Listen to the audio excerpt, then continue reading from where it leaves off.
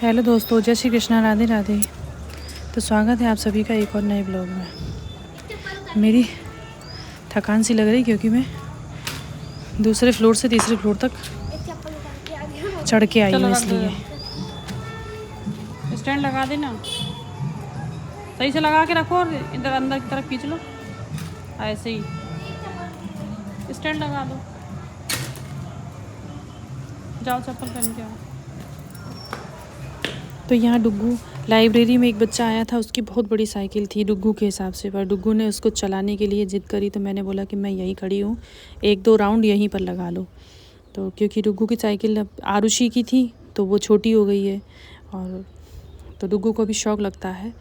तो फिर मैं निकल आई थी घर आने के लिए। गांव आ रहे थे हम लोग। तो ये रास्ते में लगभग 7 साढ़े 6 बजे का सीन है और ये 7 बज चुके हैं। तो देखो कितनी सुंदर लाइटिंग हो रही है।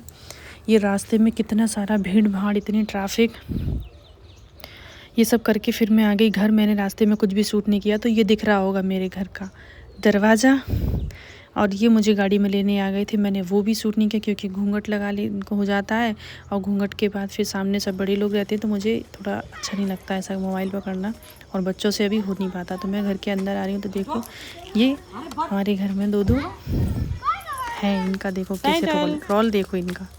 ऐसे लग रही, गर्दन में लग रही, ऐसे नहीं गोट्टो गोट्टो कर रहा है। टफी तुम्हें भूख लगेगा हैं? ए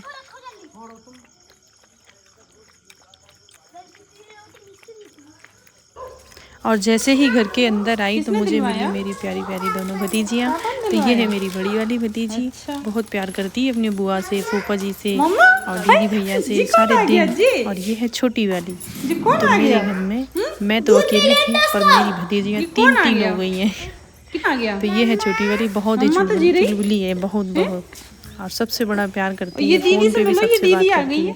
और ये आई थी मेरे साथ, मैं इसको क्या बोलूँ, मैं इसकी दादी भी लगती हूँ।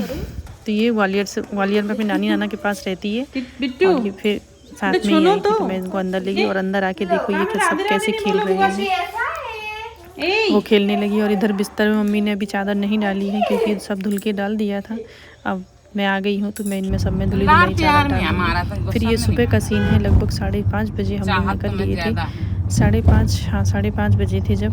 तो ये मेहोना आ चुके हैं। मेहोना आए बाईपास से, इधर से देखो। तो भाई मैं एक नई जगह जा रही हूँ क्योंकि रात को 8 बजे 8:30 बजे घर उतरने के बाद सुबह 5:30 बजे फिर निकलना। क्या राज है ये, राज भगवान ने चाहा तो ये राज भी खुलेगा एक दिन। अभी हम लोग रास्ते में जा रहे हैं, और रास्ते में देखो काफ़ी लोग 5 बजे से घूमने लगते हैं, और वॉकिंग के लिए भी निकले हैं, और लड़के दौड़ रहे हैं, और ये बाहर अपना जिम वाला काम भी कर रहे हैं। तो ये इतना अंधेरा हो रहा, तो मैंने ये अंधेरा दिखाया आपको। अभी 5:30 बजे का टाइम था ये, और इधर निकलते निकलते उजाला होने लगा थोड़ा थोड़ा। तो ये देखो उजाला भी हो रहा है। उजाला तो क्या, ये 6 बजने का सीन है। 6 बजे पे ऐसा लग रहा था जैसे धुंध सी छाई हो, क्योंकि ठंडक भी होने लगी है सुबह शाम वाली। और सुबह सुबह जब बाहर निकली तो ऐसा लग रहा था कि मैं पहुंच चुकी हूँ भिंड में। देखो अभी गाड़ियाँ कैसी खड़ी हैं, और नाश्ता पानी हम लोगों ने कुछ भी नहीं किया था, यहाँ तक कि चाय भी नहीं पी थी। ऐसा थोड़ा जल्दी में आना हो गया, और बच्चों को सबको घर छोड़ के आए थे, कोई भी नहीं आया था हमारे साथ। तो ये भिंड में, मतलब भिंड की रोड में चल रहे हैं, और कितना सबसे ज़्यादा यहाँ पब्लिक भी है और गंदगी भी बहुत ज़्यादा है। रोड में बिल्कुल सफाई नहीं है। ये दीपावली की वजह से देखो डेकोरेशन भी हो गया। तो मैंने कहा रोड में दीपावली आ गई क्या भैया जल्दी से। तो देखो कितना अच्छा लग रहा है, पूरे में ये चांदनी जैसा लगा दिया। पहले तो चांदनी लगती थी, और अब तो ये पता नहीं क्या साड़ी जैसा लगने लगा। साड़ियाँ की साड़ियाँ ही लगा देते हैं पूरी सजावट करने के लिए। तो मैं ये सब इसलिए दिखा रही हूँ कि देखो भाई भिंड में दीपावली किस तरह से मना रहे हैं, और कितना अच्छा लग रहा है। लेकिन पब्लिक सुबह से शुरू, और मैं तो लगता रात में 1-2 घंटे के लिए रोड को थोड़ी सी राहत मिलती हो तो भाई, नहीं तो ऐसे ही चलता रहता होगा। यहाँ झाड़ू लगाने वाले भैया झाड़ू लगा रहे थे सुबह सुबह, और फिर हम वहाँ से वापस होके आ गए क्योंकि वहाँ का कुछ भी शूट नहीं किया जिस जगह हम गए थे। तो ये हालत कुछ ऐसी हो रही है क्योंकि चाय पानी कुछ भी नहीं हुआ, और नहा के बस थोड़ा सा और निकल गए थे, क्योंकि 11 भी थी और 11 के बाद मुझे कुछ मतलब पारण भी करना था। तो यहाँ मेहोना में आके रोक के और थोड़ा सा कुछ लिया, और घर आके ही इतना सारा दूध रखा था तो थोड़ा सा चूल्हा बनाया बाहर, क्योंकि चूल्हा नहीं अभी मेरे घर में। तो इस बार मम्मी से बोल रहे हैं कि अब मतलब ऐसा चूल्हा बना लेंगे कि उसको उठा के कहीं पे भी रख सकते हैं, तो चूल्हे पे भी काम। और गांव आने के बाद चूल्हे पे काम ना किया तो कुछ भी नहीं किया। तो ये दूध बहुत सारा था, लगभग 7 लीटर के लगभग दूध था, तो थोड़ा थोड़ा करके इसमें मिक्स करते जा रहे थे। और ये देख लो मेरे घर के पेड़ पौधे कैसे हरी भरी सुंदर और बड़े बड़े फूल खिल रहे हैं। सारे पेड़ पौधे बहुत अच्छे हैं, लेकिन केयर करने में भी हालत ख़राब होती है। डेली पानी लगाना और थोड़े थोड़े दिन में मज़दूरों को बुला के उनमें मिट्टी विट्टी चढ़वाना, बहुत सारा काम होता है। तो ये दूध तो हो चुका था, खोया बना लिया था। और इधर ये अरहर की दाल रखी थी, अरहर वाली।